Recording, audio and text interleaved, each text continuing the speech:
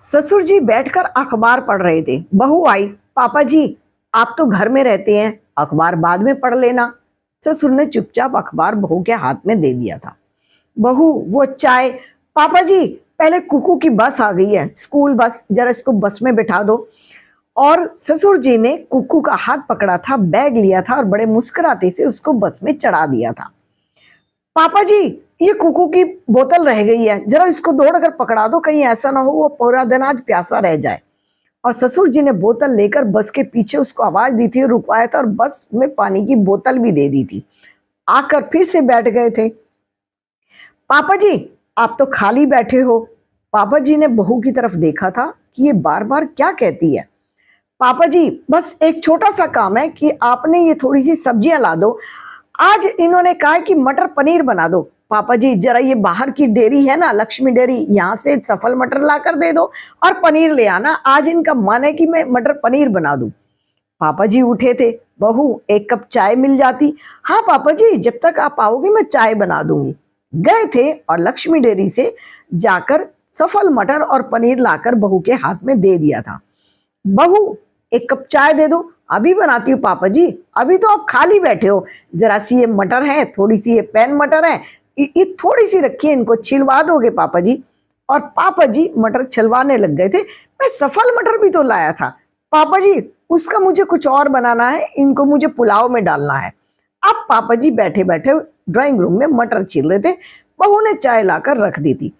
पापा जी ये पैसे हैं और बिजली का बिल है, आज इसकी लास्ट डेट है, कल से पेनल्टी लग जाएगी, जरा इसको भर कर आ जाना। चाय पीते पीते अब उन्होंने बिल पर नजर डाली थी और पैसे उठाकर स्कूटी लेकर बिल भरने चले गए थे। वहां बहुत लंबी लंबी लाइन थी। 2-2.5 घंटे लाइनों में लगने के बाद वो घर में आकर बैठे थे और आकर कहा था, बहू जरा एक गिलास पानी तो दे देना। बहू रसोई में लगी हुई थी।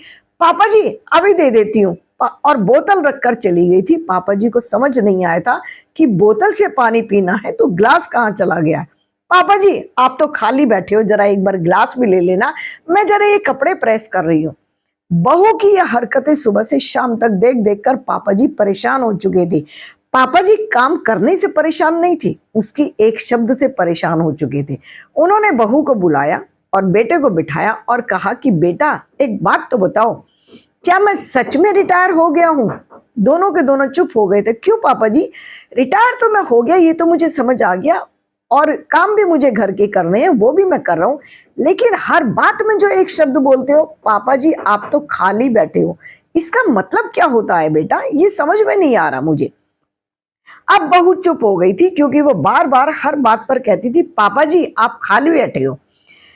बहू चुप होकर 2 मिनट के बाद बोली थी, पापा जी वो मुझे लगता है कि रिटायरमेंट के बाद लोग खाली हो जाते हैं, टाइम कटता नहीं है, तो मुझे लगा कि आप थोड़ा थोड़ा काम करेंगे तो बिजी रहोगे।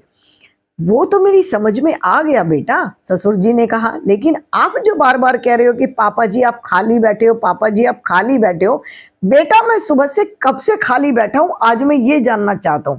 अब बेटा और बहू पापा जी का मुंह देख रहे थे।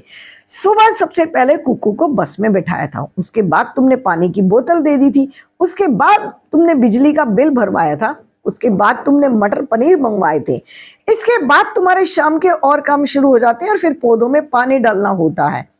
मेरी जो जॉब थी ना वो 8 घंटे की थी, लेकिन मुझे लगता है मेरी घर के अंदर जॉब 12 घंटे की हो गई है। बेटा क्या मैं इस उम्र में 12 घंटे की जॉब कर पाऊंगा? अगर मैं 12 घंटे की जॉब कर सकता हूं तो मैं रिटायरमेंट नहीं होना चाहिए। तो मैंने रिटायरमेंट क्यों लिए 60 साल के बाद? मैं तो ओवर टाइम कर सकता था, मैं तो आगे भी जा सकता था वहां पर। अब बेटे और बहू को समझ में आ गया था कि उन्होंने पापा जी के साथ गलत किया, और बहू समझ चुकी थी कि पापा जी आप खाली बैठे हो, इसका मतलब क्या था। पापा जी रिटायर होने के बाद सम्मान चाहते हैं, प्यार चाहते हैं, रिस्पेक्ट चाहते हैं। खाली होने का मतलब क्या था जब उन्हें सुबह से लेकर शाम तक काम में लगाया जाता है। 50 की उम्र के बाद शरीर धीरे धीरे कमजोर होने लगता है, घुटनों में दर्द होने लगता है, शरीर में वो ताकत नहीं रहती जो वो पहले संघर्ष के दिनों में थी। और बेटा और बहू क्या समझते हैं, बेटी और दामाद क्या समझते हैं, इस उम्र में भी उनके हाथ में बच्चों को जो पकड़ा देते हैं वो खुश रहते हैं, ये ठीक है, वो काम करते हैं, ये ठीक है, लेकिन पहले वाली एनर्जी तो नहीं रह जाती है। बेटे और बहू, बेटी और दामाद को, बड़े बच्चों को ये समझ लेना चाहिए कि बड़े बुजुर्गों के साथ प्यार से, सम्मान से पेश आए और उनको ऐसे शब्द ना बोले जो उनके दिल को छू जाए। जरूरी नहीं कि वो पेंशन पर ही हो, घर में भी तो पेरेंट्स रहते हैं, जो घरों में रहते हैं उनके साथ भी ऐसे बर्ताव ना करें, ऐसे शब्दों को ना बोले जो उनके दिल को थोड़ा सा दुखी कर जाए। इस तरह के शब्द घरों में खराब माहौल पैदा करते हैं। अपने घर में सुख और शांति बनाने के लिए कभी भी बड़े बड़े कठोर शब्दों का इस्तेमाल ना करें और ना ही ऐसे छोटी छोटी चीज़ों का शब्दों का इस्तेमाल करें जिससे बड़े बुजुर्गों के दिल को दुख पहुंचे, ठेस पहुंचे। इसलिए छोटी बेटियों से, बहनों से, बहुओं से एक ही रिक्वेस्ट है, प्लीज़ अगर आप बहुत अच्छा नहीं बोल सकते तो उनके साथ कोई ऐसा शब्द भी ना बोले जो उनके दिल को दुख दे जाए।